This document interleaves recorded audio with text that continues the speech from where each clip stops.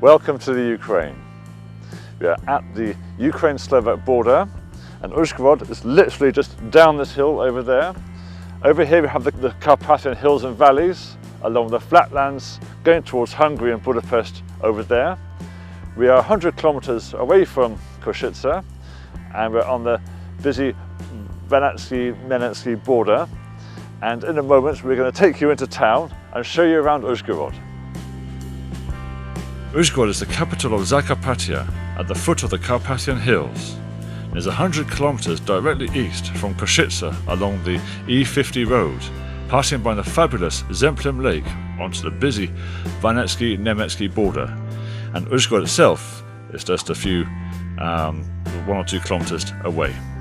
Here we are now in the centre of town, in the old town Uzhgorod, where Włoszewin Street meets the Korzo Street, and where this fine university town with this mixture of varied architecture gives Uzhgorod a buzzing atmosphere, with many fine coffee shops and many fine restaurants and cultural events throughout the year. There is much here to offer anyone who wishes to come to Uzhgorod for a weekend holiday or wish to come here and enjoy themselves and take in some local atmosphere.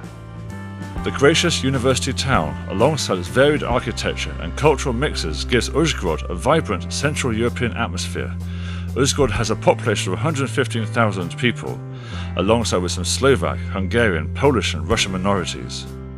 Capturing the atmosphere of the old town with the bells of the fine Baroque cathedrals that chime on the hour, as well as visiting the coffee shops and bars by the Korzo and Włoszewin streets before venturing towards the Greek Catholic Cathedral is a real pleasure. Walking along the River Uzh embankment is a real pleasure. Here hosts the longest line of lime trees in Europe, and is most spectacular, especially in the spring when the flowers are in bloom. Opposite here is also the old town, where the Korzo and the Włoszewin streets and the coffee bars are in full flow. Beyond this point is Uzhgorod Old Town Central Square with a children's puppet theatre, and then overhead, beyond this point, are the towers of the Greek Catholic Church, Uzhgorod's most prominent landmark.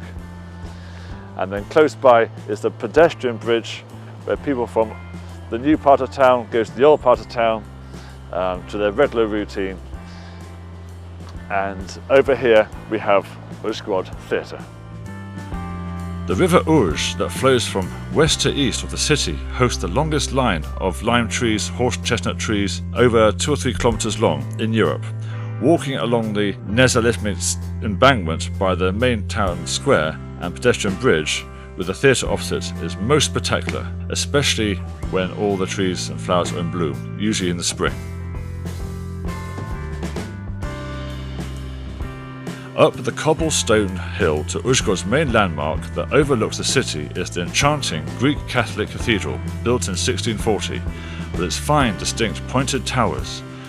Close by is the Tourist Information Bureau, and further along a quieter part of town is the Uzhgorod Castle and Museum. Walking from the Greek Catholic Church along a cobblestone street towards the castle, one also comes across the absolutely fantastic folk architectural museum. Here in this wonderful natural environment are exhibits which come from all over Transcarpathia and have been put together and beautifully restored to create an impression of a bygone era that once was from hundreds of years ago, and being sort of put in this lovely ideal setting along with fruit trees and with fences and with animals as an open air museum that's open all year round, and it's a real pleasure to come and see these wonderful things. Next to the pleasant grounds of the castle is the absolute must-see open-air museum of folk architecture. One can gaze at wonder at the beautiful Transcarpathian wooden churches that date back some hundreds of more years, brought together from various parts of Transcarpathia and beautifully restored. In between the Greek Catholic Church and the Architectural Museum is Uzhgorod Castle, known for its fine structural walls and designed to keep out the Turkish invasion from the 15th century. Inside the museum, inside the castle, is a wonderful folklore museum of local artifacts and culture. And if you get right to the top, you get a wonderful view of the city. Once back in town, passing by the botanical gardens, the exquisite synagogue, the children's theatre into the main square towards the tea shops, it is very much worth noting the outstanding Bolshoi, the sort of Bochke Museum and the Ilko Gallery are also very much worth a visit. Another reason for coming to Uzhgorod is to come to this fine market just outside the town. Here you can find many exciting things, some things unusual perhaps, but often cheaper in the shops, and many people come here from all the neighbouring countries, from other areas of Ukraine, and Hungarians, Slovakians, Polish people come here to find something and pick up a bargain and then take something home. Visitors are very much welcome. The friendly Uzhgorodians always provide wonderful hospitality. The Ukraine cuisine has much to offer with its specialities, and not forgetting a world-famous borscht beetroot soup. Local wine is produced from this region and is worth trying out, and is delicious. One can see Uzhgorod comfortably in a weekend. There is a Slovak consulate in Uzhgorod at Loptoti Street, number 4, and a Slovak secondary school in town. To get to Uzhgorod from Košice, there are daily buses and trains going to and from. Finally, we end this tour here at the wonderful Lviv Coffee House Cafe, here on the Corso, overlooking the river and facing the theatre. Visitors are always welcome here. Uzhgorod has much to offer in terms of hospitality, wonderful cuisine and locally produced wine. You cannot go far too wrong with the friendly Uzhgorodians who will take care of your needs for when you arrive here. Uzhgorod is only 100 kilometers away from Košice, and there's daily local transport to and from those cities every day.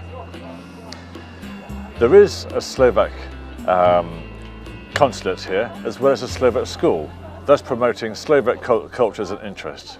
This is Alexander Stemp reporting for National TV, Košice.